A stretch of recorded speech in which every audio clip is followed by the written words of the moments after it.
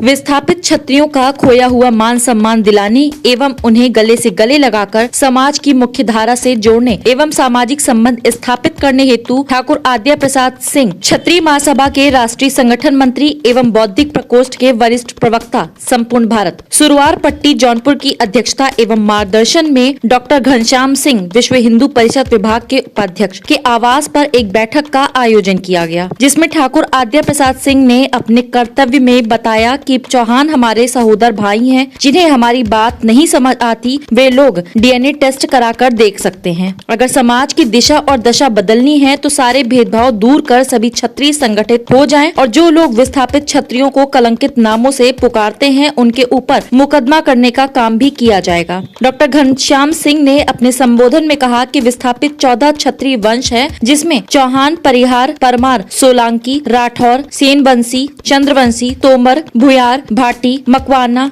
गहलोत, कछवाहा आदि हैं, जिन्हें आज भी सरकारी अभिलेखों में कलंकित नामों से जैसे नोनिया, लोनिया शब्द से दर्शाया जाता है। यदि समय रहते इसे समाप्त कर राजपूत शब्द नहीं लगाया गया तो हम राजपूत समाज के लोग आंदोलन करने के लिए बाध्य हो जाएंगे। अगले क्रम में डॉक्टर दिलीप सिंह, एडवोकेट, मध्यस्थता अधिकारी जौनपुर ने विस्थापित राजपूतों के गौरवशाली इतिहास पर प्रकाश डालते हुए लोगों को संबोधित करते हुए कहा कि चौहान भी क्षत्रिय हैं, इन्हें समय रहते स्वीकार करने की जरूरत है। इसी कड़ी में KP सिंह चौहान, शिक्षक संघ नेता महाराष्ट्र द्वारा अपने संबोधन में कहा गया कि इस कार्य के लिए सभी लोग एकजुट होकर इस संदेश को हर समाज तक पहुंचाने का कार्य करें, ताकि हर समाज के लोग यह जान सकें कि यह भी राजपूत समाज के ही लोग हैं, जिन्हें समाज उपेक्षित नजरों से देखता है। बैठक में ठाकुर श्यामलाल सिंह राठौर, मछली शहर ठाकुर नितिन सिंह चौहान, गौरा पट्टी जौनपुर एवं ठाकुर सुरजीत सिंह चौहान, ठाकुर उपदेश सिंह आदि लोग उपस्थित रहे। डॉक्टर जयसिंह राजपूत द्वारा सभा का संचालन करते हुए लोगों से अनुरोध किया गया कि राजपूत समाज के लोग जिस दिन अपनी हीन मानसिकता को बदलकर सभी क्षत्रिय भाइयों को स्वीकार कर लेंगे, उस दिन फिर राजपूत समाज उदयाचल सूर्य की भांति अपने चरम पर होगा। नमस्कार, मैं केसी मिश्रा और आप देख रहे हैं R9 भारत। जनपद जौनपुर की रिपोर्टिंग करने की जो जिम्मेदारी होती है, आप यहाँ देख सकते हैं कि लाइट्स की कमी हो रही है, शाम का वक्त हो गया है, आज कोई खबर नहीं थी। इसके लिए एक जगह हम अपनी दस्तक दिए हुए हैं और लगातार आपके साथ हम बने रहेंगे अगले कुछ पलों तक।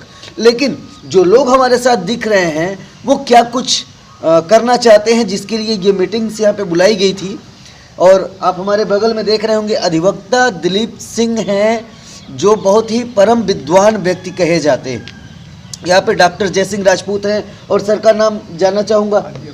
आद्या प्रसाद सिंह जी हैं, जो अखिल भारतीय क्षत्रिय महासभा के महामंत्री हैं जी, राष्ट्रीय संगठन मंत्री।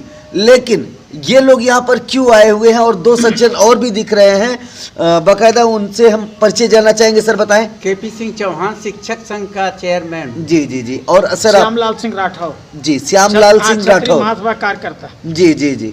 तो ये आप इन लोगों के द्वारा नाम भी सुन लिए और बाकायदा सर एक और सज्जन है, आप बताएं सर। डॉक्टर घनश्याम सिंह, विश्व हिंदू परिषद विभाग उपाध्यक्ष। अच्छा, डॉक्टर घनश्याम सिंह जी। तो हम अपनी जो शुरुआत है, बहस की शुरुआत है, बहस किस बात की? इस बात की कि ये मीटिंग का सिद्धांत क्या है, प्रिंसिपल क्या है, मोटो क्या है, वो समझाने की आपको बाखूबी कोशिश करेंगे। पहले हम दिलीप सिंह जी से सवाल और जवाब का सिलसिला प्रारंभ करते हुए पहला सवाल इनसे कि क्या कुछ कारवा आगे बढ़ाना चाहते हैं इन लोगों को लेकर, जो आज मुट्ठी भर लोग हैं, वो आगे संख्या बढ़ेगी, लेकिन इसका सिद्धांत क्या है सर? इस मीटिंग का पर्पस जानना चाहेंगे जी। मैं डॉक्टर दिलीप कुमार सिंह जो है यहाँ जौनपुर लोक अदालत में, और इस जो है मीटिंग में मैं आज आमंत्रित हुआ हूँ, जिसमें तमाम उच्च पदाधिकारी हैं। और इसका सबसे पहला और मुख्य उद्देश्य जहाँ तक मुझे बताया गया है कि जो हमारे वीर राजपूत जातियाँ थी, क्षत्रिय जातियों से विस्थापित हो गई हैं और आज गुमनामी का जीवन व्यतीत कर रही हैं, वे सभी एक हों और अपनी खोई हुई प्रतिष्ठा को प्राप्त करें, ताकि हम पृथ्वी के स्वर्ग कश्मीर से लेकर समुद्र के स्वर्ग कन्याकुमारी तक, वर्षा और हरियाली के स्वर्ग आसम चेरापूंजी की पहाड़ियों से लेकर शुष्कता और वीरानी के स्वर्ग राजस्थान की वीर भूमि को एक कर सकें और अन्य सभी जातियों को भी एक कर सनातन हिंदू धर्म के खोई हुई प्रतिष्ठा और गौरव तथा विस्थापित उन क्षत्रियों को गौरव पुनर्स्थापित कर सकें जिन्होंने देश के लिए अपनी आहुति दी और कालांतर में वे अपने से अलग होकर आज लगभग गुमनामी का जीवन व्यतीत कर रहे हैं। सर, चौहान बिरादरी का जहाँ तक सवाल है इस भारतवर्ष में, उन्हें पृथ्वीराज चौहान के उस गौरवशाली इतिहास से न जोड़ के लगातार निरंतर उपेक्षित किया गया है। ये हमारी नाकामी, ये बहुत बड़ी भूल नहीं है? निश्चित रूप से आपने बहुत ही महत्वपूर्ण प्रश्न उठाया है, जबकि हमारे यहाँ जिन 36 राजवंशों का वर्णन दिया गया है और कर्नल टॉड जैसे महान विदेशी विद्वान ने भी जिसकी भूमिका में बहुत कुछ लिखा है, तो उसमें मैं ये कह सकता हूँ कि चौहान भारत की सबसे शौर्यशाली, पराक्रमी और वीर जातियों में थी। और सम्राट पृथ्वीराज का चौहान का तो वर्णन इतिहास प्रसिद्ध है।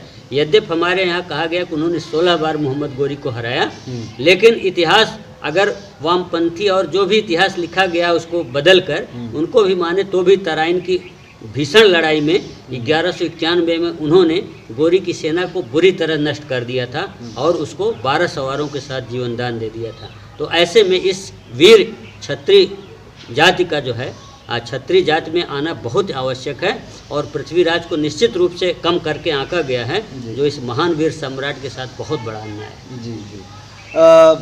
आपसे आद्या प्रसाद सिंह जी से मैं चाहूँगा, मैं उनके पास आ रहा हूँ, बाकायदा कवर करिएगा।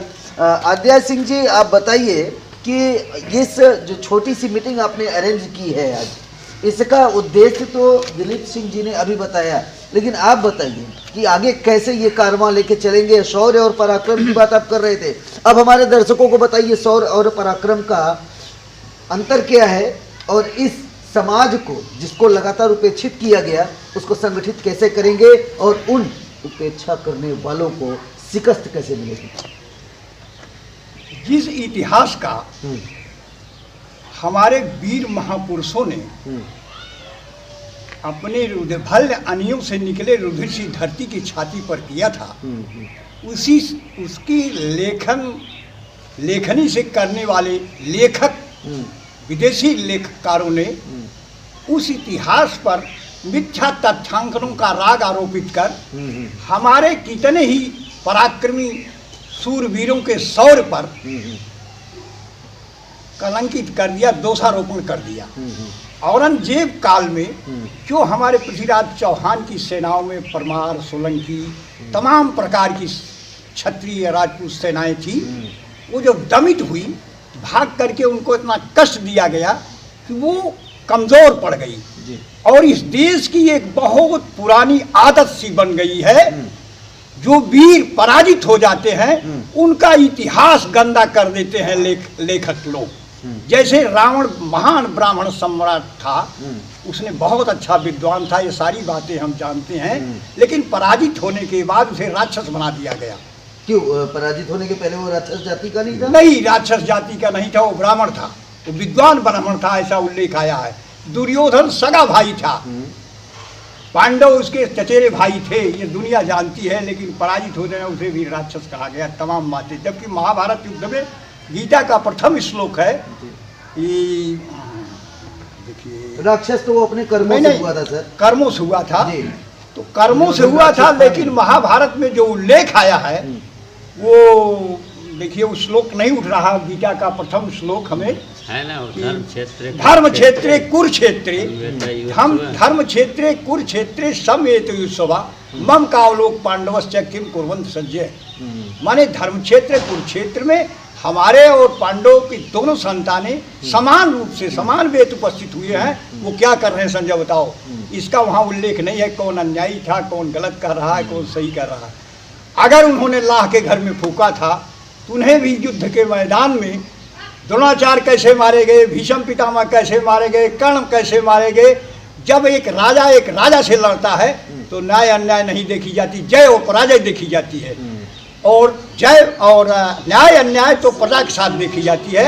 जब राजा प्रजा के साथ अन्याय करता है तो वहाँ देखी जाती है, और वह क्षत्रिय लोग कभी भी अन्याय किसी के साथ नहीं करते। यहाँ तक क्षत्रिय व्यवस्था के अंतर्गत आज विश्व की व्यवस्थाओं को हम चैलेंज करते हैं को विश्व की व्यवस्था मानवमात्र की रक्षा सुरक्षा करने में असफल है, लेकिन हमारी क्षत्रिय व्यवस्था के अंदर उसके संविधान के अंदर जो बातें थी, हम जीव मात्र की रक्षा सुरक्षा जो किए हैं, न भूतो न भविष्यतो, न भूतकाल में कोई कर सका है न भविष्य में कोई कर पाएगा। उदाहरण के लिए आप दिलीप से गौ सेवा देख लीजिए। गौ की रक्षा के लिए दिलीप जी ने जब प्रश्न किया उन्होंने, तो दिलीप जी ने कहा कि गौ को मत खाओ, अगर तुम्हें बहुत भूख लगी है तो मैं क्षत्रिय हूँ, इसकी रिस्पॉन्सिबिलिटी, इसकी जिम्मेदारी मेरे ऊपर दी गई है, इसलिए तुम मुझे खा लो, इसे छोड़ दो। निषेध अनुयायी वर्ग, मेरे अनुयायी वर्गों को भी मत खाओ, मुझे खा लो। तो उसने कहा था एकाधपत्रम जगदम प्रभुत्तम नवम मिदम क्रांति पपुस शरीर अल्पस्य हेतु बहुकाम विच्छत विचार मूढ़ो प्रतिभा समेतो। आप नई सोने के समान दमकती हुई नव एवं शरीर, त्रैलोक में आपका राज, आप अल्पस्य हेतु एक गौ के लिए अपना सब कुछ विनष्ट करना चाहते हैं, विचार से आप मूर्ख हैं, आपके अंदर कोई प्रतिभा नहीं है। तो दिलीप जी ने कहा था क्षतात त्रात उद्वग्रह क्षत्रिय शब्देश भुवने सुरूढ़ है। यह वह संस्कृति है जो देश को, समाज को, राष्ट्र को, सीमा को, संस्कार को, सबको बचाने वाली संस्कृति है, बची रह जाए। ये जो मैंने मेरी नवयौवन शरीर त्रैलोक में राज, ये सब उसकी कीमत कम है। उस महान संस्कृति ले हम काम करने वाले लोग आज 40 वर्षों से भटक रहे हैं। इसमें असत्य का पर्दाफाश करने के लिए मैं सत्य को लेकर चलना चाहता हूँ। बाहर आओ लक्ष्मण सिंह डूंगरपुर, जबकि अखिल भारतीय क्षत्रिय महासभा के अकेले अध्यक्ष थे, उसके बाद राजर्षि कुंवर श्रीपाल सिंह उपाध्यक्ष थे। उस समय 3 प्रस्ताव पारित हुए। एक बिछड़े बंधुओं का परिवर्तन, जो हमारे बिछड़े बंधु हैं, जो औरंगजेब काल में दमित और पराजित कर दिए गए हैं, उन्हें हम अपने गले से लगाएं, मुख्य धारा में समाहित करें। और दूसरा पंचायत राज का गठन करें। तीसरा वंशानुगम प्राइवेट लिमिटेड फर्म की स्थापना करें। इन तीनों बिंदुओं पर अखिल भारतीय क्षत्रिय महासभा असफल है। इसलिए मैं चैलेंज करना चाहता हूँ, इस छोटे संगठन जो सत्य संगठन है, इसको ले चल करके मैं असत्यों को पराजित करना चाहता हूँ। भारत में पुनः क्षत्रिय व्यवस्था, क्षत्रिय संस्कार, क्षत्रिय सभ्यता, क्षत्रियों का देश है। सारी चीज़ें काम करके जनता जनार्दन पिछड़े अगड़े जात बिरादरी से ऊपर उठ करके इस देश समाज की सेवा करना चाहते हैं, और निश्चय ही हम अपने मिशन में सफल होंगे। हमारे साथ बहुत से विद्वान लोग अब जुड़ रहे हैं, बहुत अच्छे लोग जुड़ रहे हैं। जी धन्यवाद। धन्यवाद।